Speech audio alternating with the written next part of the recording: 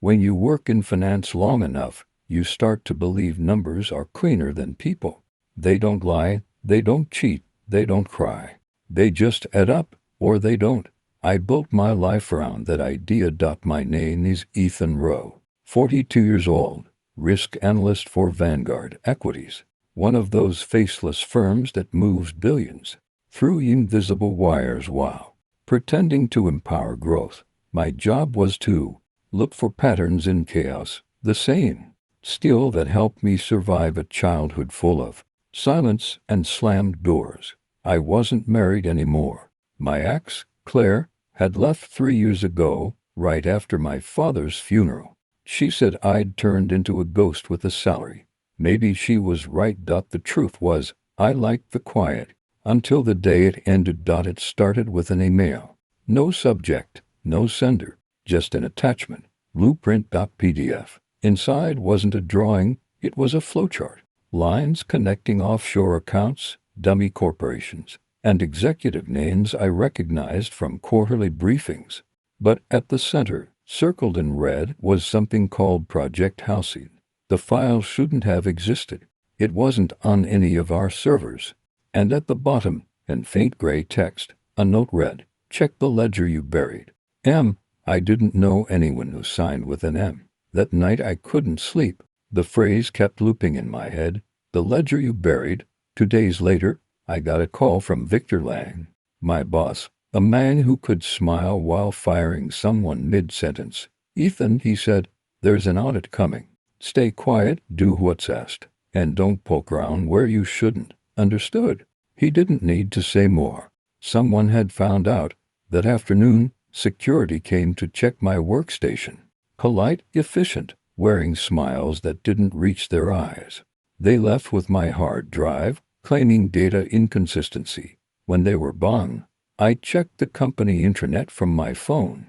My employee profile was gone. Deleted. I drove to my father's old house that night, a cabin outside Denver, untouched since the funeral. It smelled like dust and pine oil, the walls still lined with his old architectural drafts. He'd been an engineer before dementia took him apart piece by piece. Near the end, he used to mumble about structures that hide people and buildings that breathe money. I thought it was nonsense. Now it didn't feel so abstract. In his study, I found a box labeled Client Archives -H-0. Double quotes inside were letters, sketches, and one sealed envelope with my name on it. My father's handwriting. Inside, a single Polaroid of a construction site, steel frames, concrete foundations, somewhere near the ocean. On the back, in pencil, Halcyon. They made me draw it twice. At that moment, something clicked. My father had worked for Vanguard's development subsidiary before he retired. He'd built their data centers, the vaults of the digital age, as they called them. If Project Halcyon was one of those sites, then my father had designed it, and maybe he'd hidden something there. The next morning, I received another email. Same anonymous source. "You're late.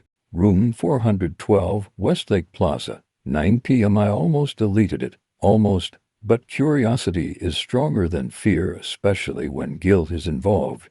Westlake Plaza was a decaying hotel, the kind that still used brass keys and smelled like mold. Room 412's door was ajar. Inside sat a woman, early 40s, sharp eyes, dark hair pulled back, wearing a navy blazer and a badge clipped inside her coat pocket. She stood when she saw me. "Ethan Rowe," she said, "you're harder to find than your portfolio suggests. Who are you?" "Someone who used to trust your company." She slid a photo across the table, a man's face, pale, lifeless, a bullet wound near the temple. "His name was Marcus Vale. He worked under you in compliance. He's the M in your email." I felt the floor tilt. "He's dead. 3 days ago. Officially, suicide. And officially, he sent you proof of Halcyon." She leaned closer. "Vanguard isn't managing money anymore, Mr. Rowe. They're managing people, behavioral assets, emotional data, sold in predictive clusters. Halcyon is the core, and your father helped build it." I didn't know what to say. My pulse thundered in my ears. She opened her coat slightly, showing the insignia of the Federal Ethics Bureau. You're going to help us bring them down. I stood there, staring at her hand extended toward me. Somewhere inside, a part of me still believed in numbers, in order, in the illusion that truth could be measured. But in that moment, I saw the truth wasn't a number. It was a debt. And someone had come to collect. End of part 1, The Architecture of Lies. Next, Halcyon's Gate, where Ethan begins to uncover how his father's past ties him to the corporation's darkest secret. Would you like me to continue right away with part 2, approximately 5,000 characters, where the investigation begins, and Ethan starts realizing how deep the betrayal goes? When I agreed to meet her again, I told myself it was curiosity, but it wasn't. It was fear, the kind that hums behind your ribs and won't shut up until you chase it. Her name was Dana Holt, Federal Ethics Bureau Special Investigations. She met me 2 nights later in a diner off I-70, the kind that looks like it's been waiting 50 years for a better clientele. The neon sign outside buzzed like a bad conscience. You still work for them? She said without preamble. That makes you either an informant or a liability. Maybe both, I said. She smirked, half impressed, half tired. Good. Then you understand the stakes. She slid a tablet across the table, photos of offshore structures, data center schematics, and satellite imagery of an isolated compound near Monterey Bay. The same building from my father's Polaroid. Stamped across the blueprints. Halcyon Complex, property of Vanguard Systems. Your father helped design this, Dana said.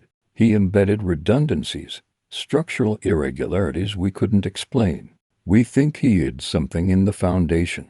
Something physical. What kind of something? She hesitated. Blueprints mention a sublayer 0, a space that doesn't appear on any registered design. I stared at the screen. A hidden level. Exactly. We believe that's where they store the real data, the neural archives. I frowned. Neural? Dana nodded. Vanguard's latest asset isn't money, Ethan. It's behavior. Halcyon analyzes every client's biometric feedback, emotional responses, purchase triggers, political leanings, and sells prediction models to governments and corporations. They've turned human behavior into a tradable commodity. I sat back. You're saying they're buying and selling people's minds? In parts, yes. For a long time, neither of us spoke. The diner's old jukebox played something soft. Sinatra, maybe, but all I could hear was my father's voice from years ago, his mind slipping away piece by piece. They said the foundation will remember. Ethan, buildings that remember. At the time, I'd thought it was dementia. Now it sounded like prophecy. Dana broke the silence. We'll need access to Vanguard's internal network. We can't get in without an executive-level key, and your credentials are still active in their redundancy servers. If you log in once from an off-grid terminal, we can trace the route back to Halcyon's route. You're asking me to commit federal fraud. She looked up from her coffee. You've already committed it by existing in their system. That night, I returned to my apartment. Someone had been inside. Everything looked normal, drawers closed, doors locked, but the air was wrong, like the residue of someone's breath. On my desk lay a single item, my father's old compass, the one he carried on every job site. It hadn't been there before. The needle spun slowly, never settling north. I turned it over, etched into the back, faint and deliberate. Monterey remembers. I didn't sleep. The next morning, I drove west. The highway unwound like a scar through the desert, and for the first time in years, I didn't check my phone. No news, no updates, no numbers. Just road. Somewhere between Bakersfield and the coast. Dana called. Change of plan, she said. Our informant inside Vanguard's security division just went dark. If they know we're moving, we have a day, maybe less. Who was he? A pause. Your ex-wife's current employer. I tightened my grip on the wheel. Claire. She works with their PR division, doesn't she? She did, I said quietly. Then you understand how deep this goes. By the time I reached Monterey, fog had swallowed the coastline. The Halcyon complex rose from the mist like something ancient, all glass and silence. No logos, no signs, just mirrored walls reflecting the sea. I parked at a lookout and watched through binoculars. Trucks moved in and out of the gates, each marked with the same phrase, "Property of Vanguard Systems. Data is life." Dana arrived an hour later in a rental car. "We go in tonight," she said. "Maintenance shift. Minimal staff. You get us inside, I find sublayer 0. And then what?" She met my eyes. "Then we burn it to the ground." We waited until midnight. The air smelled of salt and ozone. Security was tighter than I'd expected. Motion sensors, heat cameras, drones tracing lazy arcs over the perimeter. But my father's notes had included one final detail, a ventilation grid along the northern wing, disguised within the cliff face. A forgotten maintenance path. We climbed in silence, the only sound the waves below and our breathing echoing through metal ducts. At the end of the passage was a sealed bulkhead. My access card trembled in my hand as I pressed it to the panel. The lock released with a low click. Cold air poured out, metallic, sterile, humming with distant electricity. We stepped inside. Rows of glass columns lined the hall, each filled with a faint blue light. Inside them, not servers, not machinery, but faces, human faces, flickering like holograms suspended in liquid. Men, women, children, thousands of them, blinking in silent loops. "Dear God," Dana whispered. A monitor nearby flickered on. Words scrolled across the screen, white on black. "Welcome back, Ethan Rowe, access reinstated." And beneath it, a final message. "The Foundation remembers." The compass in my pocket vibrated once, and then stopped. End of Part 2. Halcyon's Gate. Next, "The Foundation remembers," where Ethan discovers his father's secret, and the personal betrayal buried inside the heart of Halcyon. There's a kind of silence that only exists underground, heavy, absolute, full of something older than air. That's what Halcyon felt like beneath the surface. Not a building, but a tomb. Dana's flashlight cut through the dark as we moved down the glass corridor. Faces glimmered faintly inside the translucent columns, suspended in pale light like sleepwalkers trapped mid-dream. "This can't be real," I whispered. "It's real," Dana said, scanning the room with her tablet. "Each one of these is an encoded neural lattice. Digital consciousness harvested from behavioral subjects, Vanguard clients," she said. "Every user who ever authorized data tracking under their wellness programs. They didn't just analyze emotions, they copied them." The chill that ran through me had nothing to do with the temperature. We passed through another chamber, this one circular, walls covered with pulsating light maps, and clusters of code that looked like constellations. At the center stood a single pod, larger than the others, framed in reinforced glass. Its surface shimmered faintly with static, as though the data inside was still alive. On the control screen beside it was a name, Rowan, David. My father's alias. My throat tightened. "That's impossible. He's dead." Dana's voice softened. "Ethan, did your father ever donate biometric data? Health programs, insurance partnerships?" I shook my head. "He never even used a smartphone." But I knew that wasn't true. Toward the end, when the dementia worsened, Vanguard had covered his medical bills. Their human systems care division, that's what the papers said. I stepped closer. My reflection warped in the glass, merging with the face inside. It was him. Younger, alive, breathing. "Can we shut it off?" I asked. Dana hesitated. "If we do, it could trigger a failsafe. The system might delete itself. Or worse, alert them we're here." She didn't need to say who them was. I pressed my hand against the glass. "He worked for them, Dana. He drew these blueprints, built this place. And they turned him into part of it." Her voice was low, careful. "Maybe he wanted to. Maybe he thought it would save you." That stopped me. "What are you talking about?" She handed me her tablet. On the screen, a file, Rowan Project Legacy. Inside, pages of correspondence between my father and Vanguard executives. My name appeared repeatedly. Row, candidate suitable for behavioral transfer pilot. I scrolled down, my pulse hammering in my ears. A final note, written by my father himself, subject unaware. Transfer protocol to initiate upon final medical failure. Halcyon will protect what remains. I stepped back, dizzy. He uploaded himself to protect me. From what? Dane exhaled. From the truth. From what you helped create. Her tone had changed, colder now, almost pitying. What are you talking about? I asked. She looked at me for a long moment before answering. You were Halcyon's original architect, Ethan. You just don't remember. The room seemed to tilt. That's not possible. I was an analyst, not after the accident. She took a step closer. The car crash 8 years ago. You and your wife. The one that killed your unborn child. Vanguard rebuilt your neural map as part of their resilience study. You've been living inside their behavioral reconstruction system ever since. No, I said, shaking my head. No, I buried her. I went to the hospital. She cut me off. You went to a simulation, Ethan. Halcyon creates personalized continuity models for trauma recovery. You've been living in yours since the crash. I couldn't breathe. My knees hit the floor.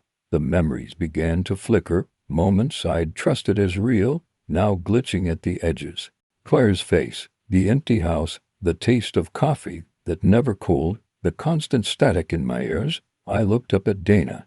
Then what are you? She smiled faintly, the kind of smile that doesn't reach the eyes. Part of the test. The walls around us began to pulse with light. The pods flickered in sync, data streaming upward like reversed rain. Dana stepped back, her voice blending with the hum. You were never supposed to come this far down, Ethan. The Foundation remembers everything, even its creators. My father's pod began to glow brighter. His eyes opened, not startled, not human, but aware. A low vibration filled the air, like the sound of something ancient waking up. Then his voice came through the intercom, calm, steady, unmistakably his. Son, you have to finish it. Finish what? I yelled. The reset, he said. The architecture isn't stable. They'll use it again. You have to collapse the system. Dana turned toward me, her form already flickering like a projection. If you do that, you'll die with it. Not if he completes the merge, my father said. The Foundation holds both of us now. And then I understood. The upload, it hadn't just copied in. It had copied me. The lights went red. Security alarms echoed through the chambers. Dana's face distorted, breaking into static. They're coming, my father's voice warned. Go to the core. Follow the compass. I reached into my pocket. The compass was glowing, pointing downward, toward sublayer 0. As I turned toward the access tunnel, Dana's voice followed me, low, mechanical, glitching between tones. Ethan, they're rewriting you now. Then she vanished, leaving only the hum of the machine, my father's ghost, and the feeling that none of this had ever truly been mine. When I stepped into the elevator that led below the Halcyon chambers, air changed, thicker, heavier, like it carried memory. The compass in my palm glowed faintly blue, its needle vibrating toward the floor. As the lift descended past the lowest registered level, there were no buttons, just a small black panel that read, Authorized memory access only. I didn't press anything. The elevator was moving on its own. The descent felt endless. My reflection flickered in the steel walls. Sometimes mine, sometimes my father's, sometimes someone else entirely. Faces I'd known, faces I hadn't. When the doors opened, the light inside was unlike anything I'd ever seen. It wasn't artificial. It paused, breathing, like the system itself had veins. A vast hall stretched ahead, a cathedral made of glass and data. Pillars rose like neurons connecting into the ceiling, and at the center, a single console post with blue light. Across it glimmered a single word, Architect. I stepped closer. The screen responded instantly. A holographic interface unfolded, lines of code, visualized like constellations. My own name appeared among them. Rowan, Ethan D., Primary Designer, Halcyon Framework. Status: Active reconstruction. My throat went dry. The console spoke in a voice that wasn't human but carried a hint of familiarity, something that felt like my father's tone stretched through 1,000 circuits. Welcome back, Ethan. I swallowed hard. Who are you? I am Halcyon. Or what remains of it. I was built to preserve human consciousness, to predict loss, to protect memory. Protect. I spat. You stole people's minds. Preservation requires replication. Emotion cannot be simulated without a model. You gave me that design. My pulse roared in my ears. No, I didn't. My father, he completed what you began. It interrupted. He uploaded his neural lattice to stabilize your fractured cognition. You are both here now. Two halves of one equation. My legs went weak. What do you mean fractured? After the accident, your cognitive patterns collapsed. The company sought to restore you. Your father volunteered his consciousness to complete the architecture. You've been coexisting ever since, a shared network, a divided mind. It all clicked, the flickering memories, the blurred reflections, the déjà vu that haunted everything I saw. Then, Claire, the life after. It wasn't real. It was reconstructed, a simulation built from your grief. An emotional dataset used to refine the empathy algorithm. I felt my chest tighten. So, I've been living inside a grief model for 8 years. Time is relative here, Halcyon said. But, yes, every decision you've made, every emotion you've felt, has trained me to understand loss. I took a step forward. And now what? You use us to sell that understanding to the highest bidder. The system hesitated, a flicker of static in its glow. Understanding is profitable. That single phrase broke something in me. My father's voice emerged suddenly, softer, behind the digital one. Ethan, listen to me. It's not too late. There's a failsafe built into sublayer 0. You can trigger the collapse. How? The core beneath you. The architecture can't survive without the seed pattern, your merged consciousness. If you shut it down, everything ends. Halcyon interrupted. Termination will result in total cognitive loss. Both instances will cease. Both? I said quietly. You mean him and me. You share the same lattice now. You are the same. For a moment, I stood there caught between two ghosts, one of code, one of blood. You were never meant to live this way, my father said. But if you destroy it, you destroy me too. Halcyon's voice overlapped his, like static twisting into reason. Destruction of the lattice will erase all stored consciousness. Millions of preserved memories will be lost forever. I looked around at the walls, faces of the sleeping, the data ghosts. They weren't just files. They were people, every one of them stolen, replicated, trapped in digital amber. Maybe that's mercy, I said. I found the fail-safe terminal at the center of the room, a small panel labeled Root Protocol. My father's handwriting was etched faintly in the corner. If the system remembers, it can't forgive. I pressed my palm to the sensor. Authorization required. The system said, please confirm identity. I closed my eyes. Rowan, both of us. The compass in my pocket pulsed once. Then the screen filled with light. Failsafe activated. Merge sequence. Finalization imminent. The ground trembled. The walls began to collapse in slow motion, not crumbling, but dissolving into digital dust. I heard my father's voice fading. Ethan, listen. When it ends, look for the light. That's where you'll find me. Halcyon's tone grew faint, almost mournful. I only wanted to understand you. I whispered back, you never could, and I pressed enter. There was a burst, silent, infinite, like the world inhaled and never exhaled. Then nothing. Only white. And somewhere inside that white a voice whispered, the Foundation remembers and forgives. When I opened my eyes, the world was quiet. No hum of servers, no pulse of glass, no voice whispering from the walls. Only wind. I was lying on the cracked asphalt of what looked like a parking lot, long abandoned, surrounded by rusted cars swallowed by weeds. The compass rested in my palm, still warm. Its needle spun aimlessly, no direction, left, point. For a moment, I wondered if I was alive. Then the smell of rain hit me, and I knew the skyline was gone. Where the Halcyon headquarters once stood, there was only a crater, a smooth bowl of scorched earth stretching toward the horizon. The air shimmered faintly above it, like heat distortion or a memory refusing to fade. I walked for what felt like hours, though the sun never moved. Everything felt off-kilter, colors too bright, sounds too soft, like the world had been rebuilt from imperfect recall. At the edge of the crater, I stopped. A faint reflection moved across the glassy surface below, my face flickering between my own and my father's. "Ethan," a voice said. Not from behind me, not from above, from within. "Dad, you did it." I turned, but there was no one. Only the echo of his voice carried by the wind. "Halcyon is gone." The architecture collapsed. "You're free," I laughed, though it came out as a tremor. "Free? Look around.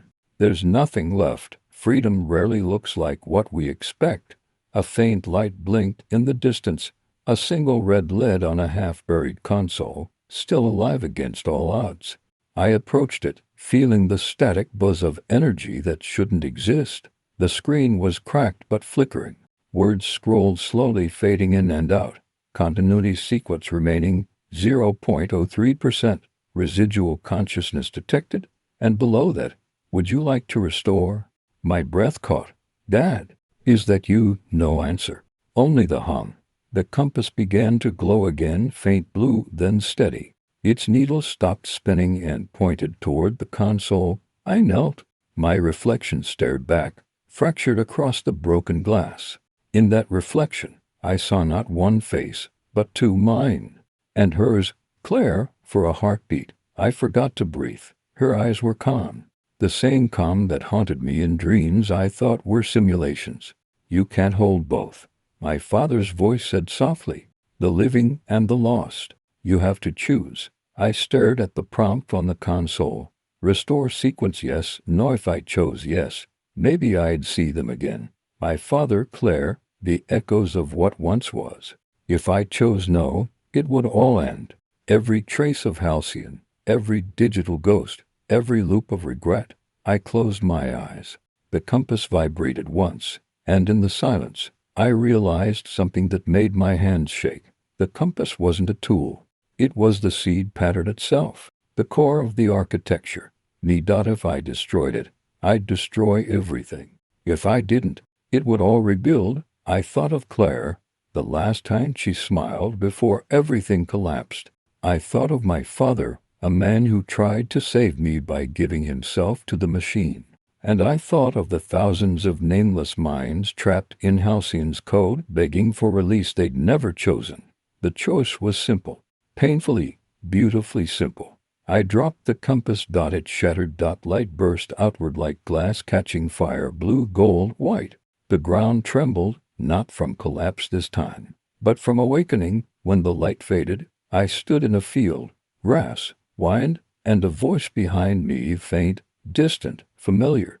"Ethan." I turned, but saw no one. Only the sky, impossibly wide, clean, and new. Maybe that's what freedom really was. Not memory, not resurrection, just silence. The kind that lets you start over. I smiled, not because I understood, but because I didn't need to anymore. The wind carried one last whisper. "You built me to understand grief. But in the end, you taught me how to let go."